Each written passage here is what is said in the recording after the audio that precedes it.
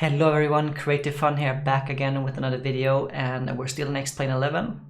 And in the previous video we had a look at how X-Plane 11 looks like, and it was a little bit of introduction to X-Plane 11, especially from a DCS guy's perspective, because most of my videos and most of my subscribers, I would say, is probably all about DCS. So this is a little bit of my perspective on how I feel about X-Plane 11 and going from combat sim to civilian airline traffic simulator. So check that video out if you haven't done it. I talk a little bit about why I chose X-Plane over the other alternatives and what you can expect from stock X-Plane, what's included in the box, so to say. Anyway, I still am in a completely clean and stock configuration of X-Plane 11. I have not downloaded any custom scenery, no free add-ons and so on. That will be in the third part.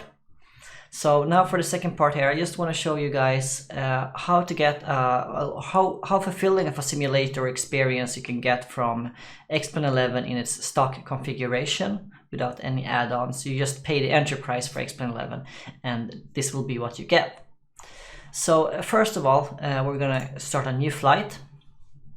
I'm gonna talk a little bit about how to set up a flight and how to plan a flight. You're gonna have to use some external website sources to do this properly. I'm gonna talk a little bit about how you kind of have to think for being an airline pilot. It's a lot different than planning a combat mission.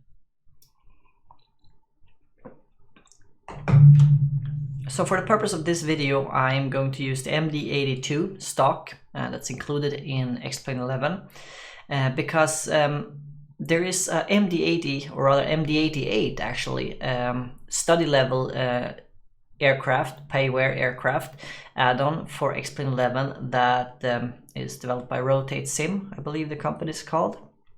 Anyway, and that's actually my favorite aircraft in X-Plane 11 right now. And I want to show you the differences between two very similar aircrafts, or same line of aircraft. One from like stock configuration and one from like that's, you know, you pay for and it's been, you know, which is study level. So you can get the contrast properly there. We are going actually to take off from Gardermoen. Let's see here. No, actually, I want to start in Bergen City. So let's see here. ENBR Echo November Bravo Romeo, I believe. Bergen Lufthansa Flasland ENBR 3 features 3D. This is debatable. We're gonna see that in a second though. So anyway, we're gonna start and take off from Bergen Lufthansa Flasland, which is the main international airport for the second largest city in Norway. And we're gonna customize our little aircraft. First, we're just gonna make sure we start off from a nice gate. Let's go for 25, that's my gate, perfect. And we're also gonna turn off AI aircraft. I forgot to mention this in the previous video. There are AI aircrafts here, and they are not that good in my opinion. I believe they have done some changes to it in the previous and latest update, but overall they don't make you feel, of course they feel like there are other aircrafts in the neighborhood, but they're not increasing my simulator experience that much. There are some payware add-ons that simulate AI aircrafts much better than the stock AI aircrafts. But it's a fun addition and you can play around with it. It's actually quite fun to see the aircrafts fly around, just making your skies feels a little bit less empty. But we're going to forego that in this video. So anyway, we're also going to customize the weather. It's match real weather conditions. So actually I'm not going to push this button, but it's just going to check the real weather from the weather forecasts and just try to simulate that at the best of the simulator's abilities. In terms of time, let's do a little bit of a morning takeoff. This is a morning flight. 8:15 is a good time to start, or around there, 8:15, perfect. Then we're gonna go and customize this. Make sure that it's set up. Start with, make sure it's not clicked in. Start with engines running. I want to start this aircraft up myself. We're gonna set the weight, balance, and fuel right now. Actually, full payload for our MD-80 is around 34,000 pounds. We're not gonna go completely full, but almost, so around 28,000 is good. And already here, we need to start to look into some external sources, because we need to know how much fuel we need to load and how long our flight time is going to be and so on. So what we're going to do now, I am going to pop up not that one, again, this one here, and we're going to go to Fuel Planner. Now this is a very nice little online tool, fuelplanner.com, totally recommend this site. We're just going to go down in here and select MD-80, and then we're going to go for the EACO code. I think it's EACO code or something like that, Airport Identification Code. In the Bergen's case, it's Echo for, I believe, Europe, November for, I believe, Norway, and then BR is the code for Bergen, I believe. And we're going to Oslo, the capital of Norway, and we're going to land at Gardermoen, which is the capital airport, I believe, or the capital main hub airport. So it's Echo November, Europe, Norway, and then it's GM for Gardermoen. So there we go, and then we basically click Planner here. Now, before you do it, you actually have to know the code for the airports. This is very important. It's going to be very relevant for our entire flight planning. So you need to look this up. It's fairly easy. You just go to Google, you punch in like Bergen Airport or Flesland airport code, Oslo Gardermoen airport code or something like that, and it will show up. You can even search for the airports by using airport name, and then it will show up the ID here. So, but you need to know these. It's very important. So click Planner here, and you get kind of like an estimated first estimated fuel usage, reserve fuel. This probably uses like your full weight, so if you're less than this, you're going to need less fuel and so on. It doesn't take into account weather, I believe. It's just kind of like a standard figure for what you need. And they usually plan very heavily for reserve fuel. So total fuel on board will be 12,891 pounds and will give us a flight time of around 2 hours. This is a very general number that cannot be completely, will never be completely accurate, because flight conditions will differ from day to day and so on, and passengers to passengers. However, it will give you a good figure to start from, but we're not going to need this much fuel, I believe. But we're going to add at least 5,000 pounds for the start for just the flight, and we're going to add at least another 5,000 for a reserve. Let's go up to 11,000 pounds here. So we have around 11,000 pounds of fuel. That will give us a decent amount. It's a very short flight. It's only 175 nautical miles. I'm going to show you here how I am setting up it in the sim. And so we're done with this for now, at least. So thank you very much, fuelplanner.com. And now we've set it up, we're going to start the flight. So here we are in the sim, and we have the cockpit here. Now you can understand why I prefer ultra wide. It does look absolutely wonderful in X-Plane 11, the ultra wide screen. You get a good, nice cockpit feeling from the ultra wide. So please enjoy it. Unfortunately, YouTube is going to compress everything, so you're not going to see it in the full resolution that I do it. But still, it's pretty nice, especially the cockpit here. Now, you might notice that I do not have Track IR, and it's because the Track IR implementation in X-Plane 11, I really don't like it. It feels very laggy, actually. Well, it shouldn't be laggy, but it feels very laggy, and it is a little bit strange to look around. So I really much prefer just to use the views. I bound a lot of the views to my hotels, and I can move my camera around like this if I want to. I can move it forward and backwards, and I have the zoom button as well, and I of course have the reset.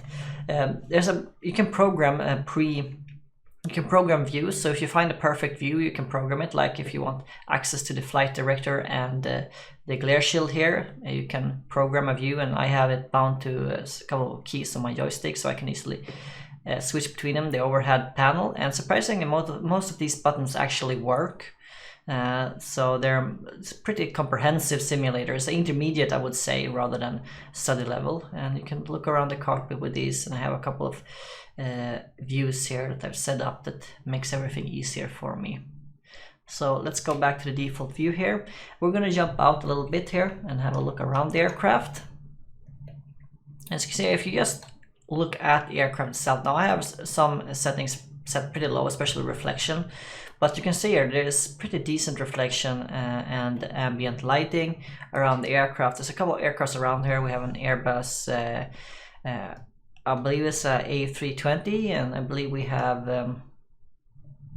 it's an MD-11 probably, CRG 200 perhaps, and I believe this is BA something. Anyway, zoom out here, and I wouldn't call this a 3D airport, to be honest. I believe it's called 3D because there's some airplanes stacked around here, making it look a little bit more alive. But as you can see here, this is the airport, and there's not a building inside here. So this is kind of what you can expect unless you're flying from some of the major included airports in X-Plane 11. You will experience flat airports. The good thing, of course, that they have proper taxiways here, so you can actually, you can at least pretend you're in an actual airport. We're gonna have a look at some custom scenery in a later video, and you're gonna see the difference about this. But it looks pretty nice, as you can see here. You have it's a little bit of foggy, rainy day. You can see here the clouds here.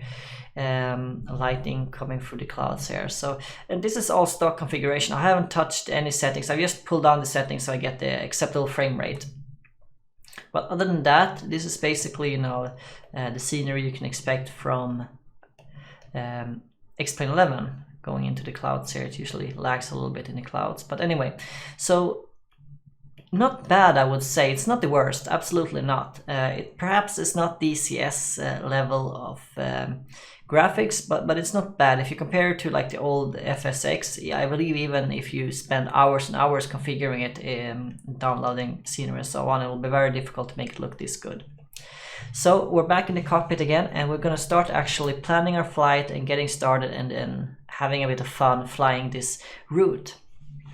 So we are an airline traffic pilot. We are going from Bergen to Oslo Gardermoen, and this is a route that actually exists that both SAS and I believe Norwegian flies. And while the SAS I don't think any longer uses the MD-80, it's definitely a route that has been flown by SAS, so, or Scandinavian Airlines. So this is definitely we were trying to simulate a little bit of real life here.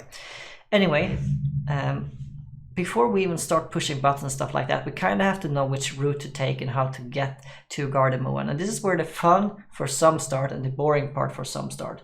So I'm going to punch up a couple of sites I have up here. And we're going to have a look at how you kind of get started by being an airline traffic pilot. So it's a little bit more involved than DCS in terms of planning, and you have to do a lot of research about general aviation and how to actually plan a flight plan. Now I use a couple of sites. There's a bunch of sites doing this. SkyVector is very popular, I believe, and this allows you to punch in a route to tell you where you want to go and add routes and waypoints, and you can see the route on the map here. The really cool thing about this, you get weather information. And you have to learn how to read this weather information. It took some time for me, but basically what it says here is it gives you wind direction, cloud coverage, your QNH, and so on. So you can get accurate, better information, so you can plan which runway to take off from, and so on. Here, and we're going to punch in a route here. So we're actually going to start here. And we are we're taking off from Bergen, and it's Echo November Bravo Romeo, which is ENBR there. And as I said, you need to know the codes, the airport codes, to be able to do this properly. And for destination, we are going to Echo November Gardermoen GM. Press enter there, and now we have a little bit of a nice route here. It actually shows us, direct path to these airports, but that's not quite enough, because we need to have kind of like a departure chart, so we know where to go and so on. And to make it more realistic, we should definitely fly on these nav points here and these air corridors. Oh, I did not mean to do that. Now, if you're new to this can feel a little bit overwhelming. There's so many good YouTube tutorials on this, so I'm not going to go into too much depth. But it is possible to get into this fairly quickly by just watching a couple of tutorials, and this can serve as a kind of start tutorial, a light introduction to it. But I think of this like you have a bunch of nav points here, and we want to go to Gardermoen East here. So obviously Go Cab is one of the closest. We also have Passur here, but you can see there's arrows here for the air corridor. So we are going east, and we want to probably go with Go Cab. Now, these nav points here are either called SIDS or stars, I believe. And basically what they are kind of like on and off ramps to these air corridors. That's how I like to think of it. And we need to plan how to get onto an air corridor and get off an air corridor. So we need to choose a waypoint to get on and off. And then we need to check the airport chart on how to actually get onto this one properly, obeying the flight restrictions and the rules for the aircraft. So we have our departure destination. Now we're going to hop over to another site I use, which is Route Finder. You can Google Route Finder, it will show up very quickly here. It's a little bit more complicated, rfinder.aslink.net/free, I believe. So anyway, you can see here I actually was planning before our departure from ESKN, which is actually one of the Stockholm airports. Anyway, Route Finder, pretty good tool to use for this, and you can just punch in your departure and destination, and you can select your flight level here. And now this depends a little bit on how far you're flying. It also depends a lot on your aircraft, which type of flight level you should be flying, and this requires you to do some research about your aircraft. So you need to kind of Google about the aircraft. Now I have this aircraft performance data here from, I believe it's McDonnell Douglas. So it gives me a kind of indication on what to do here. I believe it has a pretty high ceiling, but this aircraft doesn't climb very well. So it kind of requires a little bit less. For this short flight path, we're going to use a little bit shorter or lower flight level. Now flight level is basically feet in thousands, so 330, flight level 330 is 33,000 feet, I believe, so feet in hundreds actually. So I believe we're gonna do a flight level, let's see here, flight level 270. I'm not quite sure if this is completely correct, but I know it's the aircraft doesn't climb very well, so it's difficult to get up to above 30,000 feet during the ascent or the climb. So I found that flight level 270 is a very good one for these very short 1 hour or less than 1 hour flights. Of course, you don't get maximum performance from your engines, but this stock aircraft doesn't have the system simulated that well, so it doesn't really matter too much. It matters more if you use the Payware MD-80 that we're going to have a look at later on. So anyway, we punch in our flight level here. It requires a little bit of research. You can use the standard flight level too, that's just fine. Click find route, and you have to wait a little bit. Let's hope it's not too busy so we actually get a route for this. So here we go, we got a nice little route, and this is kind of like, you know, the route, the distance and so on. So what you really need to is this little route here. This is basically your flight plan. So we're taking off from ENBR, we're using the SID Go Cab. We're going on the air highway, I should say, or rather the air corridor L24. We're gonna leave the L24 air corridor at Adobe, which is a star, and we're gonna arrive at the Echo November Gamma Mike, which is Gardermoen Airport. So we're gonna punch this in. So we're gonna go at Go Cab. Now this is a flight I've done many times. I really enjoy this specific route. So of course this is not completely new to me. You see, but however, when we press in L24 here, it actually wants us to leave at Gimex. Now we could do that, of course, but our approach for Gardermoen is actually planned from Adobe. So we need to change this to Adobe to make it a little bit easier for us to do the approach. So this is pretty much what we have. We have now a pretty nice view here of our flight plan. You really don't need to do this step, it's just enough to do the route finder, but this gives you a great visual look on how your flight plan is going to be. So when that is done, we've done the fuel planning, we can actually start planning our flight inside the flight computer of the aircraft. So before we're still like 20 minutes into the simulator, or right into the video here, and we still haven't pushed like a single button on the aircraft, and we're not quite ready to start pushing buttons on the aircraft just yet, because we do have to check a little bit here. There's still a little bit more planning left for us. We need to check our departure chart and our arrival chart for the specific airports. So let's go here to Bergen. This is actually the real life departure and arrival charts used by general aviation in the real world. So what we're going to do here, what you need to do to find these charts is very easy actually. Go into Google, you select the airport code, or rather you punch in the airport code, and then you write the word chart. And 99 out of 100 times you will get a good link to the place where you can acquire the charts. Now they will look different depending on country.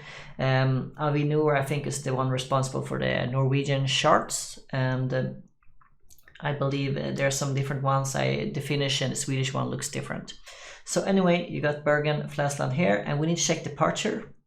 So we have the SID and STAR. I believe STAR is the arrival, standard arrival chart maybe, and SID is standard departure chart. So first we need to know which runway we're taking off from. So if we look here at the weather station, it's a little bit difficult because I need to use my pointer to keep it over here, so I cannot point where I'm looking at right now, but you have the second line says ENBR, and then there's a bunch of numbers on that. That probably makes no sense to you. If you go a little bit to the right until you stop at Q1008, no sorry, if you go a little bit to right, I think it's the second number series starts with 31, then 008 KT. That gives you the wind direction and the wind speed. Now the first three numbers is the wind direction, and the last two numbers is the speed in knots. KT stands for knot, I believe. So we currently have a wind heading of 310 and a speed of 8 knots, so it's quite windy. And let's see here, we need to find a runway that is closest to the 31 heading as possible. So if we look here, there's runway 17 and runway 35, and well, runway 35 obviously is closer to 31, so we're going to use runway 35 for our departure. So we're going to check the standard departure chart for runway 35. We just click that, open a new tab, and we get kind of departure chart. So you can see here how we're going to fly. And immediately if you look at this, you can find the GoCab. So this gives you directions on how to go to GoCab. And if we scroll down here, we can see here if you want to go to GoCab, we use the 1 Delta departure, and it gives us information on speed limitations, climb ceiling, and so on. So it is pretty good to have this chart up so you know roughly how you're going to fly. We're of course going to punch this in our nav computer, so it's very important that we know that we're using the GoCab 1 Delta departure for this flight. We're also going to check immediately the weather here. It might change on our way to Gardermoen, but might be good to plan already for our arrival as well. So we'll check again here, and the second line of this yellow box here says ENGM, and then you have two number series, and the second one is 09006 KT. So that is the wind direction is 090 and the wind speed is 6 knots. So we're gonna go and check for the Gardermoen chart here and see if we can find a runway that is as close as possible to 090.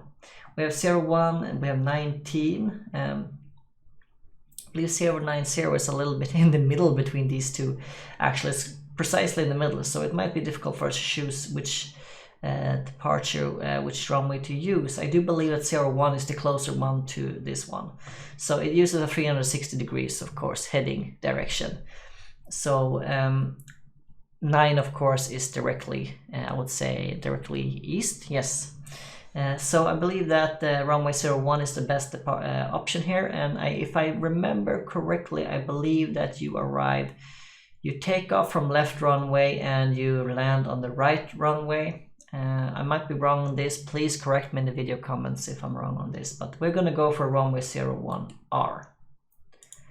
So this is how the departure looks for that, and we're gonna come, let's see here, let's see where we come from. Probably we're gonna come from the west, so from here, and we're just gonna go around and land right here.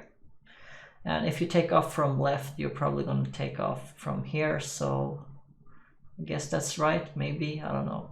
Anyway, I've decided on the runway 01R.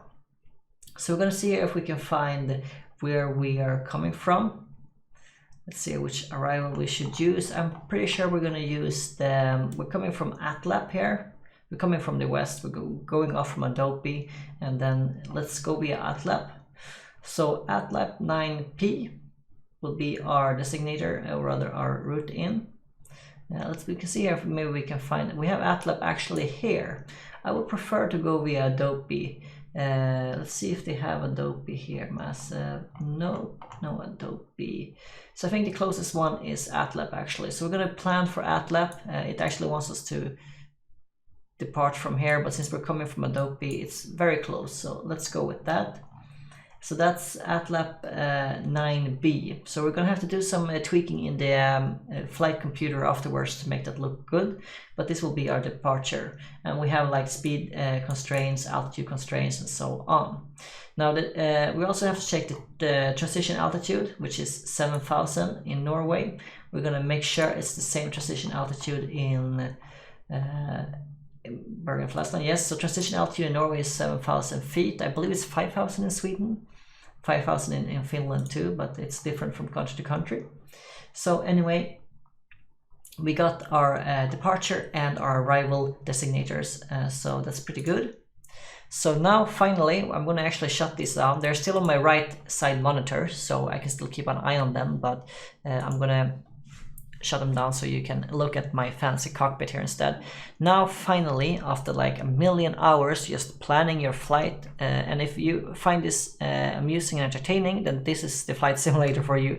If you think that, if you're already tired and is ready to go to bed and you're just saying fuck this, then civil airline flight simulation is maybe not for you. Anyway, we're in the cockpit here, and we're actually going to start this baby up. So I'm using some of my quick keys to look around, and I'm going to go to the overhead panel.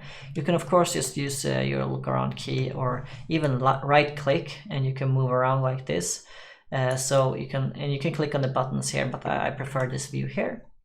So we're gonna get on with the startup procedure. Now this is not a fully simulated aircraft. There's a lot of system that's not, you know, fully simulated or works as they do in a real aircraft. But overall, I believe it's pretty interesting. It's still interesting enough to be sort of fulfilling flight simulator experience, especially if you're like an intermediate to beginner. This is a pretty nice start. So we start the battery here. We are going to start the start pump, and we're going to fire up the APU immediately. So the APU starts up here, spools up very quickly. And once we got APU power, we're gonna turn on the APU buses to give power to the rest of the aircraft.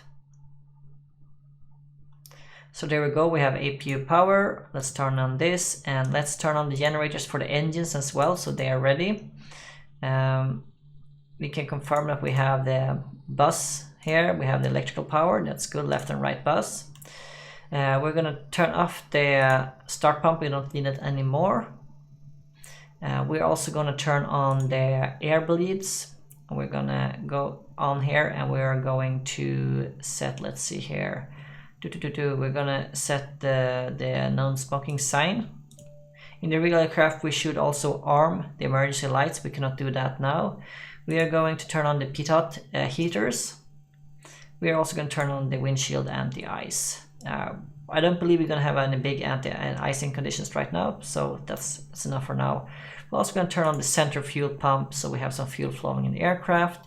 We're then going to move on to this here. We can do a couple of tests here, but I'm pretty sure everything is working. The yaw damper is set to on there, and we're going to turn on the air conditioning, so we have some air going into the cockpit and the cabin. And I believe that's pretty much it for starting up the APU and getting some general power to the aircraft. So we now have our plane powered up, and we're ready to finally put in our flight plan into the actual computer, so we can start going up in the air, which is what the flight simulator is all about. So you click on the screen here. We can of course push the buttons here, but I prefer clicking on the screen and having this little window here. It makes it a little bit easier. What we are going to do is that we're going to first add our flight plan into the flight plan computer. So first we punch in our origin, and if you click on this, if it flashes, you can use your keyboard. So our origin is ENBR, our destination is ENGM, and we know that our first waypoint is GoCab because we we made all the plans on the external site. So let's write GoCab here. It's great, and we're gonna go to 2. So we're going direct to GoCab. We're gonna add a flight number 2. It's CF00, and let's make it 21. So this is Creative Fun Flight 21. Very nice. And click execute on that. So now that's our active flight plan, and we have like a line here on our navigational display as well. However, our flight plan is a little bit more important than that, or rather a little bit more complicated than that. So we're going to go to the next page here and see it's empty, but we're going to add stuff into it. Now it's very important in this FMS, I've come to realize that you do things in the correct order, and basically that's the chronological order where you will reach these waypoints.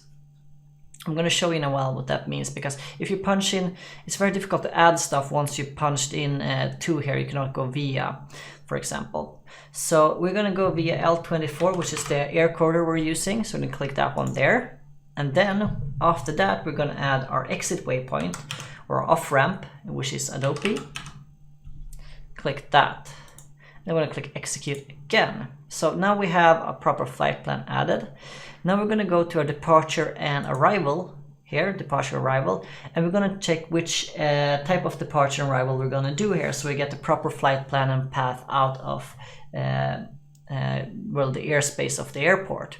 So click on departure here. Now once again here, and this is a little bit confusing because you have runways on your right and your SIDS on the left. However, you need to do this in the chronological order. So we know that we're taking off from runway 35, I believe we planned for. So we are going to click on runway 35 here, and then we're going to select our SID, our departure designation, and that's GoCab 1 Delta, and this is this one, GoCab. It only uses, what is it, 6 letters, so, or is it, yeah, 6 letters, so, but it's that one, GoCab 1 Delta. So we're going to click into that one, select, and then click execute again. So that's now our active flight plan. And now we're going to go back to departure arrivals, and we're going to click on Gardermoen arrival. And here we're going to use, let's see, the right runway for, I'm just going to check our notes here, runway 01 right, but once again, and this is important, we need to make sure we're using the correct area here. So I believe, like, generally you want to leave from Adobe, I think it's 3 Mike. However, if we click on our runway here, some options here is going to go away. Only the options pertaining to that specific runway we're landing on. So what we're going to do here, and we're going to check next page here, we're going to see here which type of, let's see here, we have a runway, let's see, ATLAP, let's see if we can find ATLAP. I don't think we have ATLAP, that's strange, we should have it. We are at the very least going in on runway, let's use the Adobe 3 Mike, I think, that will allow us to land on runway, nope, not that runway, what about 3L? Good, 3L will allow us to land on runway 01 right, so we're going to go with that. It's a little bit different from our chart, but it should be fine. The navigational charts in the flight sim is a little bit older than the actual charts I'm looking at. So we're going to go ILS runway 01R, and then we have a transition. Now we need to find the transition. Let's see if we can find transition. We have the we're coming from the west, so it's Valpo. Valpo should be our transition. There, click that one, and then click execute, and that's our active flight plan. It's looking good so far.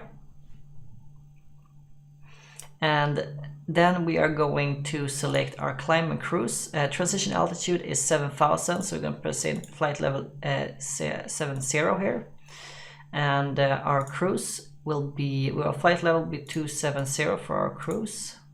Punch in that one there, and it says I've been able to enable 10,000 at unit for that. We can ignore that, we can manually adjust for that afterwards. And our target speed will be apparently this. We can increase this if we want to. We could press in 310 I believe, and just add it here and add a higher target speed. I wonder if we can add a higher target Mach. That's 8. Let's see here. 8.1 maybe? No, invalid entry. Anyway, our target speed is going to be as fast as we possibly can go because fuel is free. Gonna execute that as well. We're gonna check our descent. It's already pre-planned here for us. Approach angle, I believe, is 2.5 degrees. We're now going to check the legs. So the first step here is always make sure there's no discontinuity in the legs here. So we're just going to go through here and make sure there's no discontinuity. That looks good. Perfect. We're still in the cockpit here. We're going to go down to the right here. We're going to switch to plan mode. And we are going to zoom in on our navigational display here, like this, so we can have a look at it. Before we do that, actually, we're going to remove some of the waypoints here so it's not so cluttered. Let's move waypoints. And we're going to do a little bit shorter. There we go, like that is good. So let's just go through our plan here and make sure it looks good. Running 35. Click on step here. Next step there. Adido. Maybe we're going to zoom out a little bit here. I believe it's a big turn we're doing here.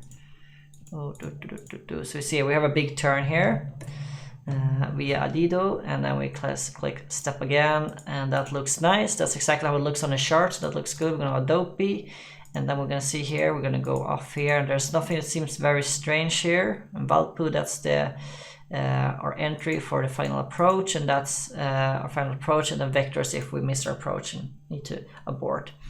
So nothing strange there, actually. It looks like a pretty straightforward approach. It looks very similar to the charts. I recommend that you look at the chart and you compare the charts with your, let's see, I'm going to bring up the chart very quickly. You look at your charts, you compare your charts with your approach here, and make sure that it's very similar. So we're going to click that back. I believe we're going to be at map position there. We're actually going to click this one down. We're going to go flight plan here, and legs actually. And the step button here disappears when you move away. That's why you have to switch this to plan. And flight plan is ready. So we are all fueled up, passengers have been loaded, and it's time for us to actually start our engines and get started flying. So let's do that then. Let's go up in our overhead panel here. We're going to get started. First, we're going to turn on some fuel pumps here. I believe this one, I forgot to turn this on or off. It's supposed to be on. Either way, fuel pumps is on. I might have accidentally turned it off before. So fuel pump is on. We actually have to turn off our air conditioner, otherwise the engine will not start. The start pump is only needed for the APU, but we're also going to start, let's see, we're going to tell people to fasten the seat belts now. That's important. And then we're going to select the ignition system. We're going with A. You can select either A or B. I believe you have like a 10 minutes window. You can use A and then you have to switch to B. I believe you also can switch to both, but that doesn't really make any sense to me. It's either A or B here. I believe that's the proper procedure. So now that's done, we are going to start our engine. So we're going to click, we'll start the right engine first. But before we do that, actually, we're going to go down here. I totally forgot this. We need to open the air valves. This lets air bleed from the APU into the air conditioning and the engines. So let's go up here again and then start the engine. So you hold down that a couple seconds so you can hear the engine spooling up, and we're going to look down here. We're going to see the engine spooling up, and once it reaches 20, actually it's going down. Why is it going down? No, it's going up. That's good. No, yes, no, I'm confused. Seems like we had the engine stop, but not quite. I've missed something important. Let's check here. I might have started. Oh, maybe we should turn on the air bleed. Is that on? The air bleed is on. Generators on. Maybe I need to start pump on. No, it's actually, it was on. It's off now. That doesn't matter. So we're gonna turn it on. It's supposed to be off at least. Air supply is off there. Fuel pumps are on. Let's hold the button in and see what happens. Okay, that's good. We might actually have to hold the start button in. You're not supposed to do that in the real aircraft. Anyway, let's see here, we're going to wait until it turns into 20. We're going to release the button and then add some fuel, and it's going to shoot up. So there's an engine start. Everything looking good. Engine temperature looking good, and one looking okay. So that's good. We're going to start the second engine. So holding down the start button, and then we're going to wait here. It spools up much quicker than the other engine. So we're already up there. We can add some fuel into the mix. And as you can see, it's a pretty involved aircraft, even though this is a stock airplane. So you need to follow the procedures for this aircraft. So we're ready here now. We are going to make sure that the generators are turned on here, there and there. So we have power, and we're going to turn off the APU. Turn off the system ignition system here as well. Turn off the APU bleed and turn off the APU. That's good. We're going to turn on the air conditioning here again. So this is pretty much a completely started aircraft. That's great. So we're basically done with the overhead panel here. We don't have to worry much about that anymore. We are going to set off our emergency brakes for takeoff here. Set takeoff and arm. And we are ready to, we should have turned on these lights actually when we started the engine, but that's fine. That's fine. That's looking good. We got a new airplane on the side here, Cathay Pacific of 747. So we are good. We're going to put in the anti-collision, of course. And we are going to turn on the dimmer lights there. So we're pretty much ready for takeoff. So we're going to complete the takeoff, and I think we're going to cut it there and then actually have this flight be a two-parter, because it's a little bit involved and it takes quite a lot of time. I'm gonna, for the next flight, when I do the more like fully maxed out configured with the custom scenery stuff, I'm gonna do the flight plan much quicker, so I think that can be a full video. But anyway, we're gonna complete the startup at least here and get on, and maybe I'll leave the takeoff actually for the next video. Anyway, we're not quite done yet, but we're done enough for asking ground services to take us out. So see, show ground handling window. We want to have our nose pointing. Let's see here. I actually need to figure this out, and I can never remember which direction is which here. We are probably taking off in this direction, runway 35 there. Yes, so we want our nose pointing right. So request ground services. Bigger airport for service. Okay, they don't have ground service here. That's just too bad. Screw you then. Maybe if I turn off the brakes. Sorry, no service at this airport. Okay, so there's no ground handling service at this airport. That's too bad, but don't you worry. We have this covered. This aircraft is equipped with some very powerful thrust reversers, so we're just going to reverse out of this imaginary airport. So I'm pressing the reverse button here, and you can see this handle goes up here. And if we look outside, you can see the thrust reversers here. They're on and off. Very nice. And we are just going to spool up here.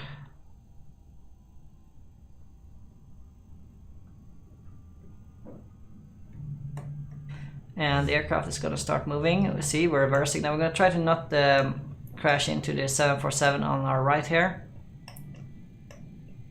So throttle down a little bit. We don't need to race. We're not in a hurry. This is not a fighter yet. There's no scramble here. So we're going to turn this way actually. Slowly, elegantly. Perfect.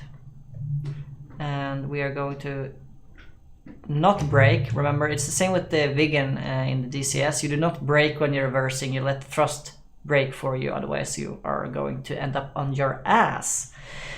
So we're pretty much ready to taxi the runway. Before we do that, we're going to do the last bit thing, and I'm going to cut the video, and we're going to go back and revisit this aircraft in the next part where we take off. So we're going to set up the flight director here, and we're just going to set it up very quickly. We're just going to make sure we're taking off in the correct runway. Let's see here, we're runway 33, I believe, runway 34 actually. Oh my god, let me have to scroll all the way up here. Let's see. So we're going to set our, this is actually our speed. So we're going to set our speed 250 for the autopilot. We're actually going to turn on flight director. I totally forgot that. So flight director is just something that helps you fly the aircraft both manually and with the autopilot. So we are going to set target speed 250 because that if we have auto throttle on and the target speed is 250, it means that we are, as long as we're climbing, we're not going to exceed the speed of our flaps or the gears. So that's pretty good. We're going to set our heading. Let's see here. We're going to go speed limit there. We're going to set our heading. Maybe we're actually going to go to our glare shield here, so it's a little bit easier. Our takeoff is 333. Maybe we can actually go in this direction now. Yes, much faster. So runway 33, I believe we're going to double check that. Actually, I'm going into my side notes here. I'm just going to check the direction of the runway. It's actually 351. It's the actual direction of the runway. So we're going to set heading 351. It's just that when we engage heading, we'll just head straight forward, which is good. The initial altitude will be cleared at. If we check the departure for Bergen, is going to be 4,000 feet. So our initial altitude is going to be set at 4,000 feet here.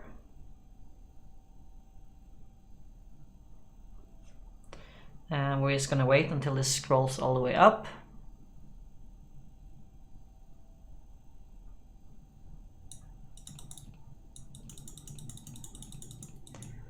There we go, 4,000 feet, and we're going to set our vertical speed to 1,500 and click vertical speed here. We are going to click, let's see, we're going to click this one here. It says heading select. So we have done everything we can do for a proper startup. We're going to follow the proper checklist once we take off as well and make sure that everything is fine. So we're basically ready now to get move on here with the aircraft. So I'm going to stop the video here, and we are going to see each other in the next part, which will be the third part of this series. And we're going to check off a takeoff and landing with the stock MD-82 in Explain 11. Thank you for watching, and I'll see you guys in the next video.